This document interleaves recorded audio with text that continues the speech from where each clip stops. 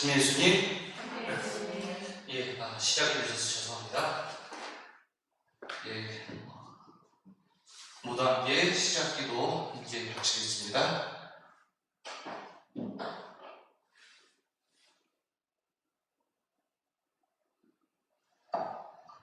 성부와 성자와 성령의 이름으로 아멘. 성경 안에서 우리를 친절히 만나주시는 아버지, 넘치는 성령의 빛으로 제 눈을 열어주시어 당신의 빛을 보게 하시고 제 귀를 열어주시어 당신의 말씀을 듣게 하시며 제 마음을 열어주시어 당신의 생명을 받아 안게 하소서. 그리하여 말씀의 진리가 얼마나 넓고 높고 깊은지 깨달아 알고 인간의 모든 지식을 초월한 그리스도의 사랑에 대한 뜨거운 감동으로 제 모든 일상생활 가운데 기쁨과 당신의 능력이 빛나게 하여 주시며 저의 모든 형제들과 함께 당신의 영광을 찬미하게 하소서. 아멘. 성부와 성자와 성령의 이름으로 아멘. 네, 여러분 안녕하세요. 오늘 7번째 시간 맞이해서 사도행전 내용들을 살펴보겠습니다. 오늘 시간이 참 중요한 것은 이 그리스도교 공동체라고 하는 이 교회에 새로운 문제점들이 대두되게 됩니다. 원래는 유다인들의 박해와 복음 선포에 대한 어려움들이 그리스도교인들에게 가장 크게 닥치고 직면한 위험이었습니다. 그런데 점점 신자들이 늘어나고 교회 공동체가 커지게 되면서 그러면서 신앙생활을 하다 보니까 점점 사람들이 내세우는 그 주장들, 자신들의 어떤 방향이 각기 다른 모습으로 나타나기 시작했습니다. 그것이 무엇이냐 해서 가장 첫 번째 문제는 바로 우리가 예수님을 믿으면서 구원을 받아야 되는데 그들이 이제 주로 유다인들이 예수님 또한 유다인이었고 유다인의 관습을 따르면서 복음을 선포했기 때문에 그리스도교를 믿는 모든 사람들이 유다교의 관습을 필히 따라야 된다라는 주장이 제기되기 시작한 것입니다. 그런 주장이 가장 크게 제기된 것은 바리사이파 출신, 율법학자 출신들이 그리스도교로 개종하면서 그들이 유다인 중심을 내세우기 시작하면서 필히 개종의 그 종교를 바꿨다는 필요성을 보이기 위해서는 할례를, 우리가 유다교로 개종했을 때는 이방인들도 할례를 받았다. 그리고 모든 유다인들은 태어나면서부터 할례를 받아야 된다라는 율법의 규정을 준수했기 때문에, 그리고 예수님 또한 그 율법의 규정을 모든 것을 완벽하게 준수하신 분이시다라고 가르치기 시작하니까 그리스도교로 개종한 사람들 또한 그 유다교의 규정, 율법의 규정을 준수해야 된다라고 제시하기 시작한 것입니다. 그래서 사도행전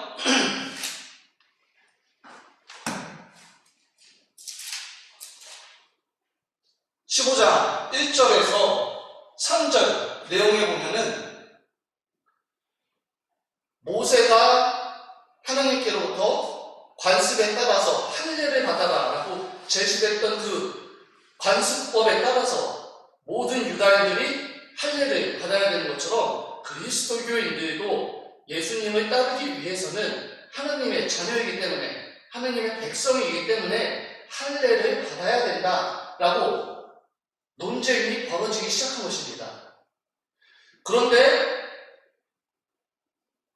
그것에 대해서 꼭 그렇게 해야 되냐라고 반대하는 사람들도 그 교회 그리스도교 공동체 안에서 생겨나기 시작했고, 그러면서 논쟁이 불거지게 되자 서로 사람들이 나누어서 이제 대립해서 그것에 대해서 큰 언쟁이 벌어지게 됩니다. 그래서 유다계 그리스도교인들과 이방계 그리스도교인들이 구원을 받기 위해서는 과연 우리가 어떤 모습을 보여주는 것이 예수님께도 합당하고 하나님께도 합당한 것이냐라고 제시하기 시작합니다. 그러면서 논쟁이 벌어지기 시작하자 사도들은 이 문제에 대해서 이제 명확한 해답을 주어야 되겠다라는 고민이 시작됩니다. 그러면서 이제 베드로가 먼저 이 부분에 대해서 이야기를 하기 시작합니다. 성령을 통해서 하나님께서는 모든 사람을 구원으로 이끌기를 바라신다. 그래서 성령의 이끌음이 안에 있을 때 예수 그리스도의 바램을 우리가 올바로 성찰할 수 있게 된다. 그래서 베드로는 이렇게 이야기합니다. 형제 여러분, 다른 민족들도 내 입을 통하여 복음의 말씀을 들어 믿게 하시려고 하느님께서 일찍이 여러분 가운데 나를 뽑으신 사실을 여러분은 알고 있습니다. 사람의 마음을 아시는 하느님께서는 우리에게 하신 것처럼 그들에게도 성령을 주시어 그들을 인정해 주셨습니다. 그리고 그들의 믿음으로 그들의 마음을 정화하시어 우리와 그들 사이에 아무런 차별도 두지 않으셨습니다. 그런데 지금 여러분은 왜 우리 조상들도 우리도 다 감당할 수 없던 멍에를 형제들의 목에 씌워 하느님을 시험하는 것입니까? 즉 베드로는 유다인 자신들도 온전히 다 지킬 수 없었던 그 율법에 대한 어려움들을 왜 주님의 말씀 하나를 믿고 이방인들이 그리스도를 믿게 되었는데 왜 그런 사람들에게 그 짐과 몽해를 메우려 하느냐라는 이야기하는 것입니다. 근데 그렇다면 좀 이제 여러분들 궁금하실 거예요. 도대체 율법이 유다인들이 지켰던 할례에 대한 규정이 얼마나 어렵고 버거운 것인지 라는 것을 한번 생각해 봐야겠습니다. 할례라는 것은 여러분들 좀 제가 직접 표현하기 그렇지만 어떤 것인지 잘 아시죠? 지금으로 얘기하면은 우리 사나이 아이들이 어렸을 때 이제 비뇨기과 가서 고래 잡는다고 하죠? 예. 그렇게 고래를 잡아서 이렇게 했던 그래서 아이 때 남성의 중심 이제 그것을 표피를 이렇게 잘라내는, 그래서 피를 해서 그 피를 보여주는 것이 이제 모세가 자신의 아이들이 죽으려고 했을 때 그렇게 해야만, 유다인들의 규정대로 그렇게 해야만 된다라고 하나님께서 그렇게 관습을 제시하셨고, 그래서 모세가 자신의 아들을 그렇게 하면서 할례 예식을 행하게 되고 그것이 모든 유다인들의 규정이 되게 됐습니다. 그런데 그것은 정말 자녀분들 보셔서 아시겠지만 큰 고통을 수반하고 자칫 잘못하면 생명의 위협까지도 오는 그러한 어려운 일이었습니다. 그것에 대한 짐과 멍에가 있었고, 또 율법이라는 것 자체가 정말로 큰 십계명뿐만이 아니라 그에 따른 부수, 세칙들, 세부적인 규정들이 너무나 많이 포함되어 있었습니다.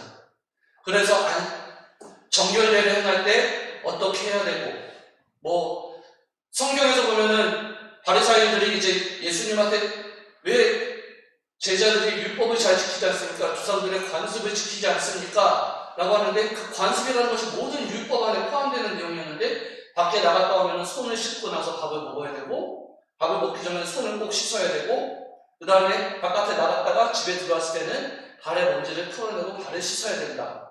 그리고 성전에 가서 정결례가 됐을 때, 그리고 과월절이 됐을 때, 등등에 따라서 그때마다 성전세로 내야 되고 성전에 제물도 바쳐야 되고, 그리고 자신들이 때때마다 하느님께 봉헌 예물을 바쳐야 되는데 속죄 제물을 바쳐야 되는데 등등의 많은 규정들이 있으면서 그것 때문에 가난한 사람들은 공궁에 허덕이게 되고 율법 규정을 제대로 지키지 못해서 올바른 유다인이 아니다 라고 하면서 동족들에게 이방인 취급까지 당하게 되는 일들이 허다하게 발생을 했습니다. 그래서 쟤는 율법을 지키지 않았어. 근데 가난한 사람인데 자신이 성전세를 낼 수 없는 사람인데 성전세를 내지 않았다고, 너는 이제 성전세를 내지 않았으니 성전에 오지 마라. 그리고 속죄제물을 바치지 않았으니 너는 이제 죄인이다. 우리와 섞일 수 없다. 너는 이제 이방인이다. 라고 하면서 괄시를 받는 그러한 모습들 때문에 그들은 너무나 힘든 멍해로서 이 율법을 느꼈을 것입니다. 그런데 그러한 율법을 개종한 이방인계 그리스도인들에게도 지우자고 얘기하는 것을 보면서 과연 그것이 옳은 구원의 대가이고 예수님께서 바라시는 모습이냐라는 것을 베드로는 설교를 통해서 사람들에게 이야기하기 시작합니다. 그와 함께 더불어서 이제 바르나바와 바오로가 자신들이 선교한 안티오키아 교회의 소식을 그들에게 전하면서 또 다른 감명을 주게 됩니다.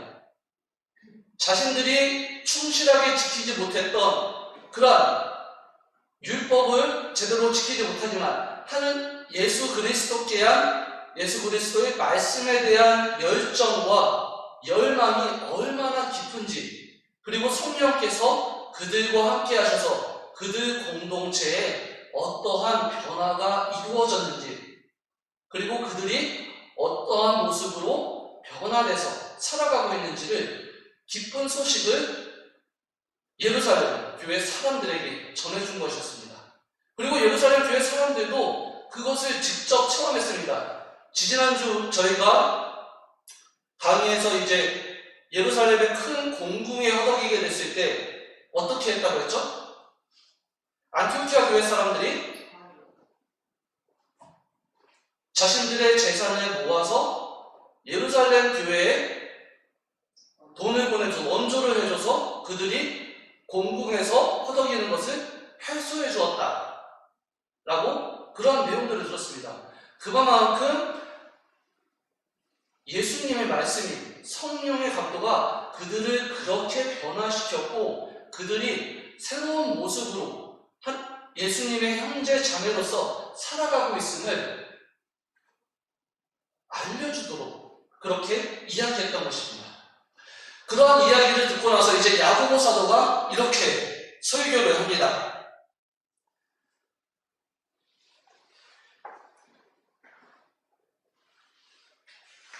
형제 여러분, 내 말을 들어보십시오.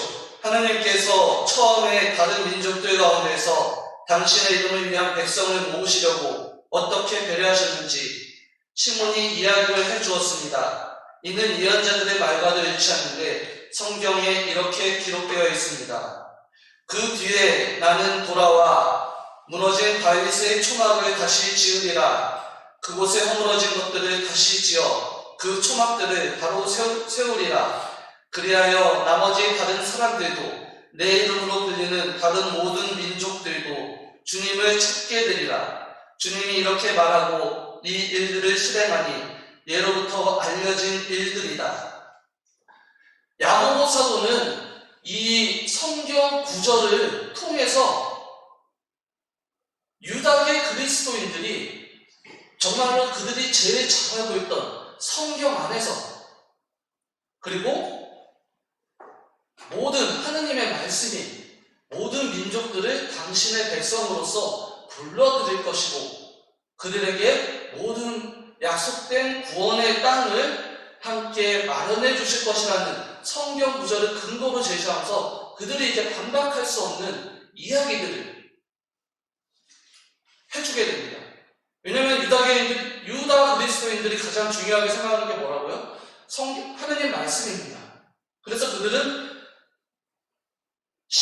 때가 될 때마다 회당에 모여서 성경 두루마리를 펴서 읽고 그 말씀에 대해서 가르침을 듣고 되새기는 시간들을 자주 가졌었는데, 그렇기 때문에 유다인들이 퍼져 있는 전 세계 곳곳에 회당들이 세워지고, 유다인들이 때가 될 때마다 그때 그 회당에 모여서 하느님의 말씀을 선포하여 읽고, 그것에 대해서 랍비들이 가르침을 들려주는 것입니다.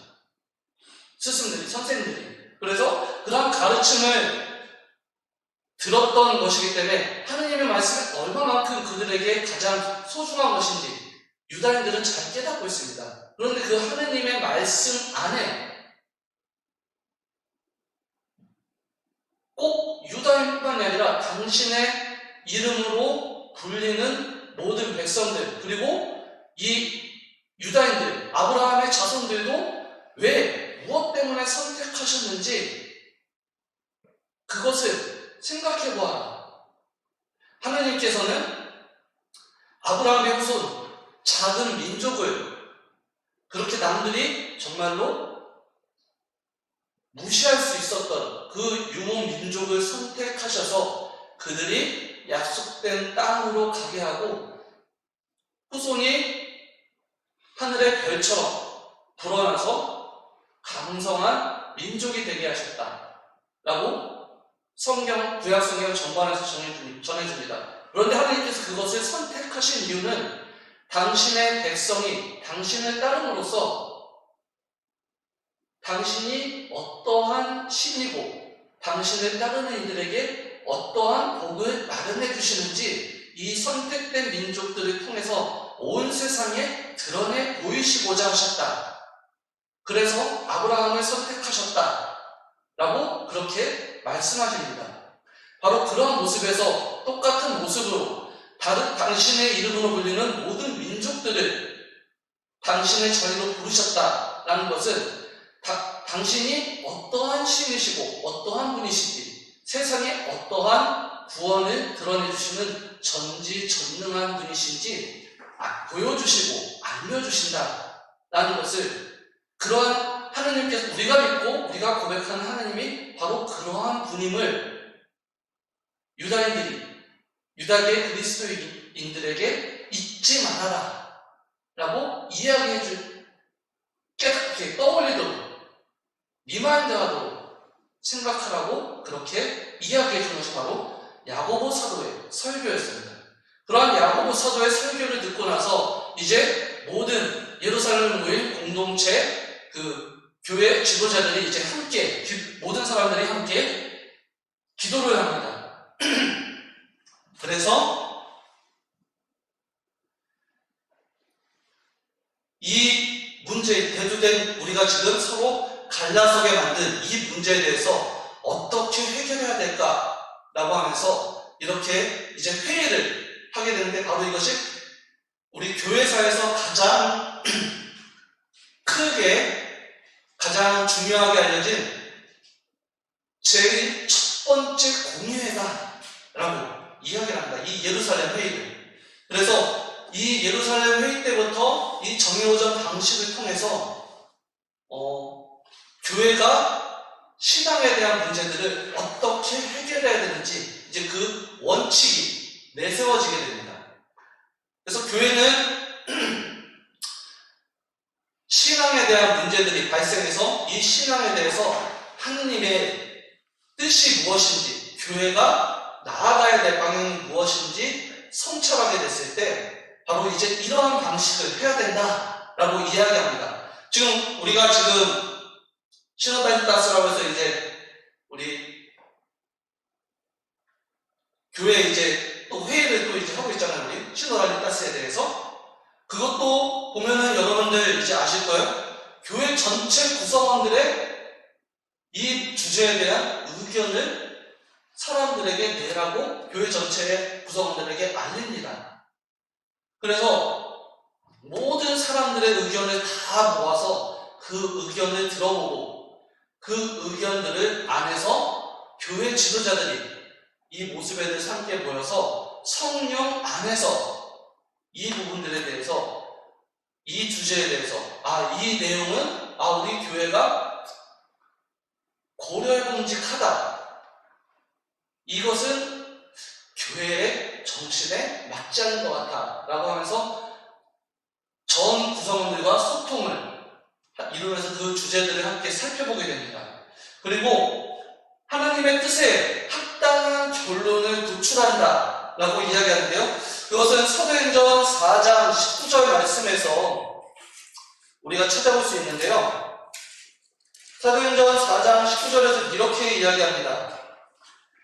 그러자 베드로와 요한이 그들에게 대답하였다. 하느님의 말씀을 듣는 것보다 여러분의 말을 듣는 것이 하느님 앞에 옳은 일인지 여러분 스스로 판단하십시오. 즉 인간의 규정이 아니라 하느님의 눈, 하느님의 뜻에 합당한지를 교회가 성찰하고 되돌아봐야 된다. 그래서 하느님 뜻에 합당한 결론이 도출되도록 그 문제에 대해서 지속적으로 숙고하고 돌아보는 모습을 교회는 노력하게 됩니다.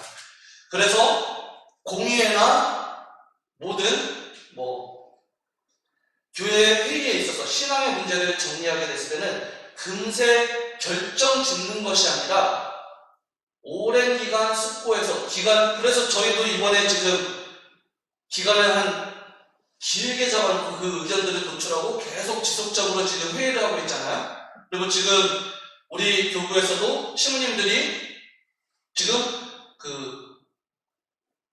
팀을 만들어서 이 문제에 대해서 각 공동체별로 들어온 내용들을 이제 숙고해서 그것에 대한 이제 책자를 만들어서 이제 그것을 이렇게 정리를 해놓고 그 내용을 또 이제 다른 교구들에 있는 내용들과 다 통합을 합니다. 그래서 그 내용들을 이렇게 해서 전체 내용에 대해서 이제 확인을 한 다음에 그것을 이제 합당한 결론을 도출하는 내용들을 이제 가지게 되는데 그런 합당한 결론을 도출하기 위해서 하나님 뜻에 맞는 것을 살펴보게 됩니다. 그리고 마지막으로 성령의 이끄심 안에서 이것이 교회의 정신에 합당하다라고 했을 때 교회의 최고 지도자가 그것을 결론지어서 공적으로 모든 신자들에게 발표합니다. 바로 그것이 이제 사도행전 15장 28절에서 29절의 말씀에서 나오게 되는데요.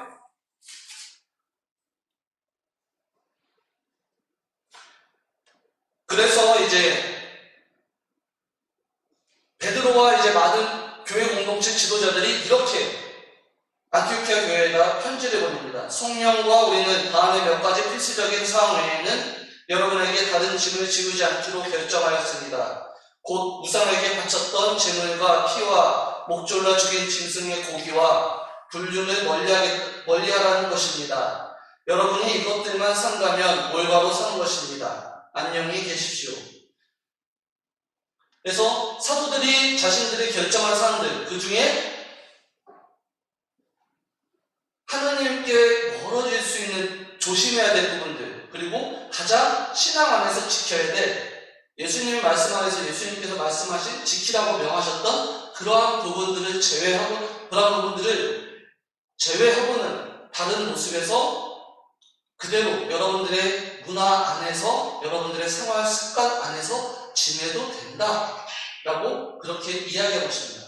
그러한 규정들은 이제 이 시기에는 지금 주일에 대한 개념들이 조금씩 생겨나기 시작했지만 주일을 명확히 지내라는 이제 개념은 없었어요. 하지만 주님의 날에 대한 주일이라는 것이 왜 주님의 날인지는 아시죠? 다시 한번 설명을 해드리자면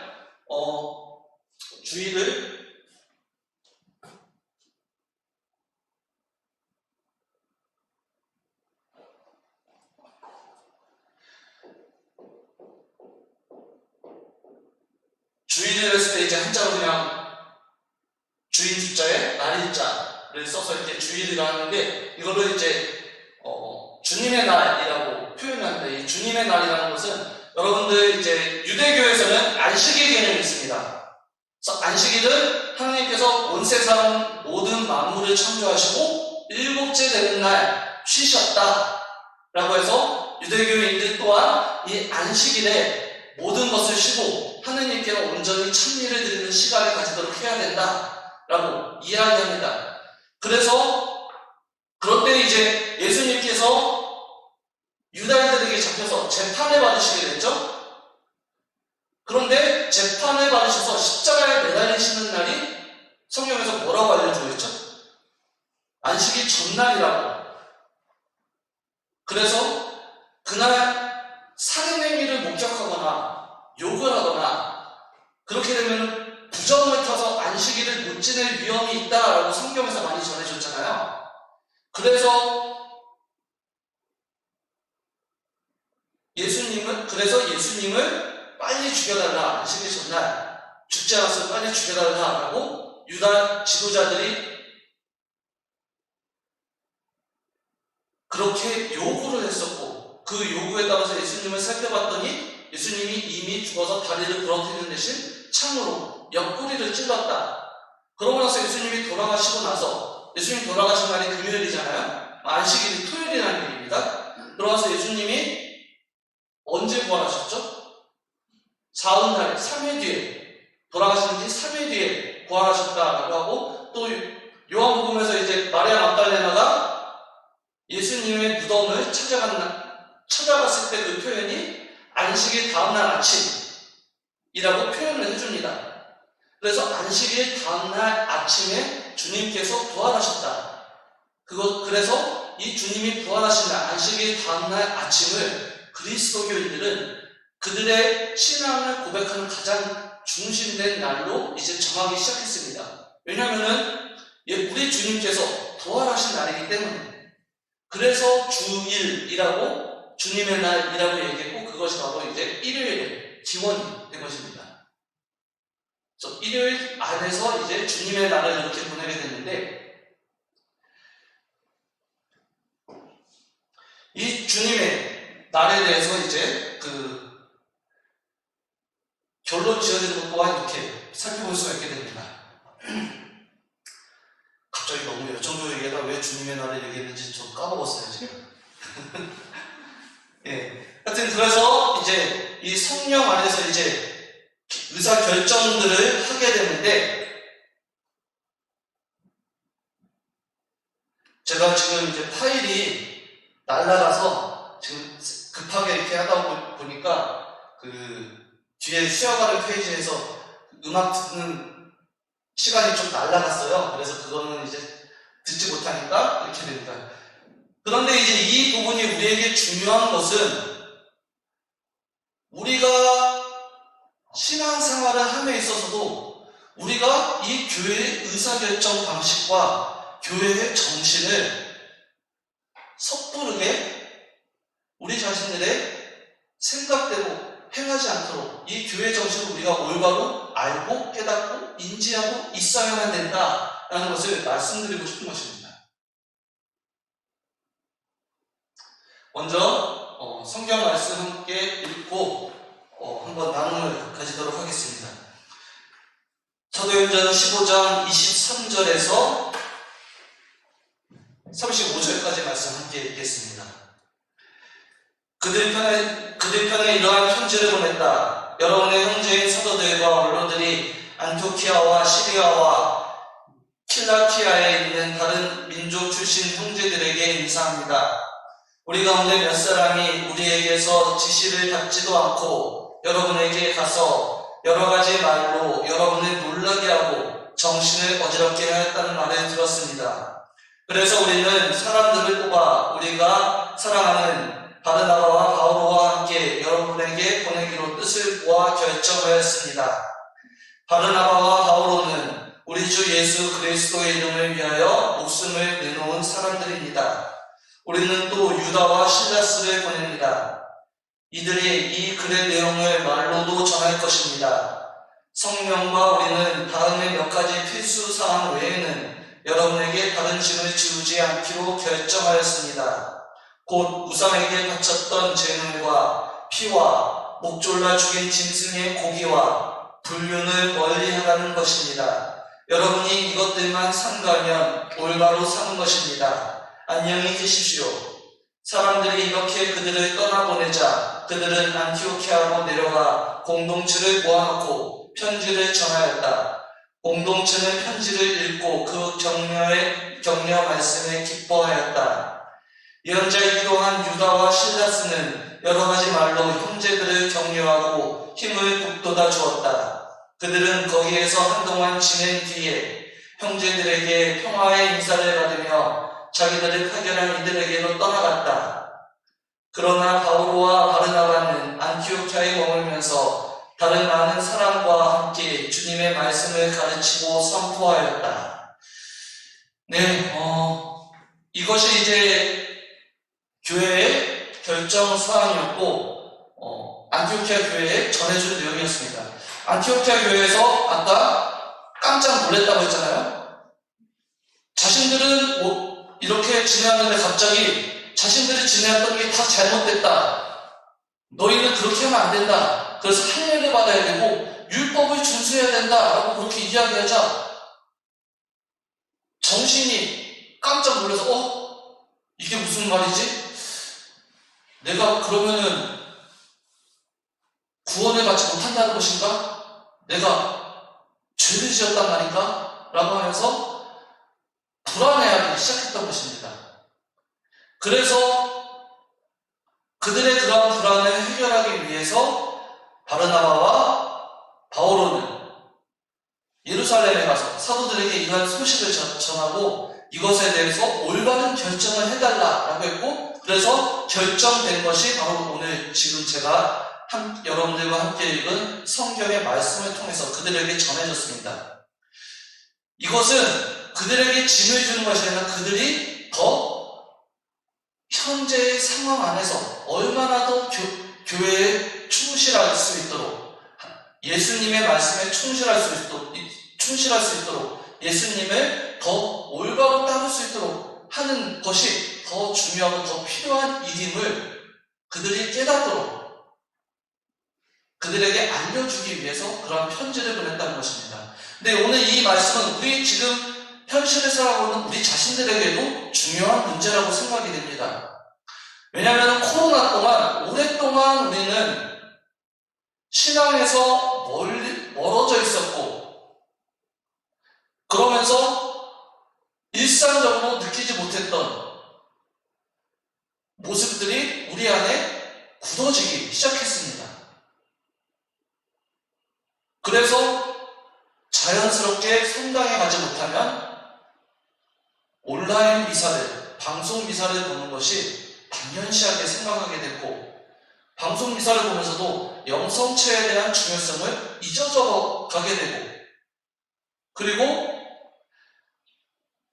영상물에 하다 보니까 직접적으로 성전에 가야 될 이유와 목적 또한 희미해져 가게 되는 모습들이 있었습니다. 그런데 이러한 모습을 우리가 이 교회의 정신에 따라서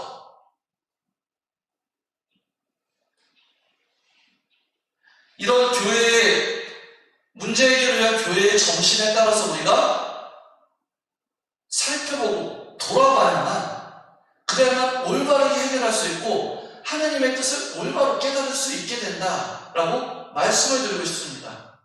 과연 우리가 성전에 가지 않고 주님을 모시러 성당에 자주 가지 않고 영성체 또한 소홀히 하게 된다면 그것이 정말 하느님의 뜻에 합당한 것인가?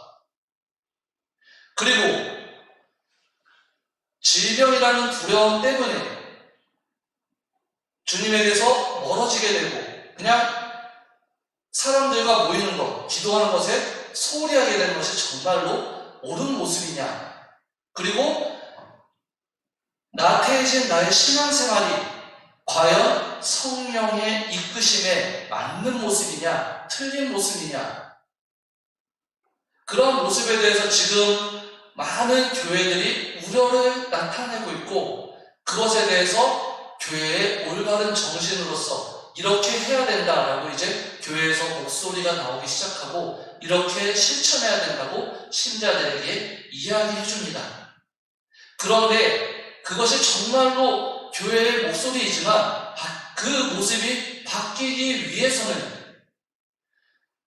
그 신앙생활하는 공동체원들 모두도 성령의 이끄심에 따라서 그 모습들을 실천하려고 노력하는 모습이 필요합니다. 오늘 이 성경 말씀 읽은 거에서 안티오키아 교회 사람들이 보여준 반응이 바로 우리가 보여줘야 될 반응, 신앙인으로서 보여줘야 될 반응인 것입니다. 안티오키아 교회 사람들은 예루살렘에서 사도들이 보내온 편지를 읽고 크게 기뻐하면서 감사했다라고 전해주고 있습니다. 그리고 성령께 감사의 기도를 드렸다라고 합니다. 바로 그런 것처럼 우리가 깨닫도록 해주는 교회의 목소리를 우리 또한 듣게 됐을 때 그것에 감사하고 기뻐하면서 그들이 알려준 진리에 대해서 우리가 실천하고 더 의지적으로 실천하고자 하는 모습들을 그 교회 공동체 구성원들이 할 수 있어야만 된다라는 것입니다. 그렇게 할 수 있을 때 그 신앙 공동체는 하느님의 뜻에 따라서 더욱더 발전하게 되고 주님의 길을 따라갈 수가 있게 됩니다. 그래서 지금 우리가 교회 역사 안에서 알고 있는 것처럼 예루살렘 교회가 뿐만이 아니라 그리스도교가 전파된 모든 교회 공동체가, 즉 안티오키아 교회 공동체, 그리스도 교회 공동체 등등의 많은 교회 공동체원들이 점점 크게 발전하고 예수님을 찬양하는 목소리를 사도행전을 읽으면서 우리는 살펴볼 수가 있게 됩니다. 그런 것처럼 우리 삼위일체 공동체도 그렇게 발전하고 그렇게 나아가기 위해서는 성령의 이끄심 안에서 하느님의 뜻에 감사하고 그 뜻을 우리 구성원들 모두가 충실히 실천하고자 노력하는 모습들을 보여줄 수 있을 때 바로 그것이 우리 안에서 은총으로서 자라나게 되고 그럼으로써 더욱더 발전할 수 있는 교회 공동체가 된다. 그리고 그것을 통해서 우리 군종교국 또한 더 나날이 발전하고 더 모범을 보일 수 있는 그리스도교 공동체가 될 수 있다라는 것입니다. 그래서 그러한 모습으로서 우리가 신앙생활을 할 수 있도록 우리 주님의 이끄심과 성령의 이끄심 안에서 나아가는 우리 삼위일체 공동체가 되기를 바랍니다. 그래서 제가 함께 나눈 이 말씀들 여러분들 안에서도 주님께서 함께 하시길 기도하면서 성령의 이끄심 안에서 여러분 성령의 지혜 청하시면서 나아가시는 하루 되시기 바랍니다. 네, 수고 많이 하시고요. 마친 기도 마치도록 하겠습니다. 성부와 성자와 성령의 이름으로 아멘. 주님 지혜를 내려주시어 모든 것 위에 당신을 만나게 해주시며 당신께만 맞들이고 살아가게 해주시며 그 외의 것은 당신 지혜가 배정하는 뜻대로 알아보게 해주소서. 아첨하는 자를 지혜롭게 피하고 거스르는 자를 인내로 참게 해주소서. 모든 바람과 같은 말에 흔들리지 않고 악하게 아첨하는 자에게 귀를 기울이지 않는 큰 지혜를 주소서. 그렇게 한다면 제가 시작한 길을 무사히 갈 수 있을 것입니다. 아멘. 성부와 성자와 성령의 이름으로 아멘. 네, 여러분들 수고 많이 했습니다. 감사합니다.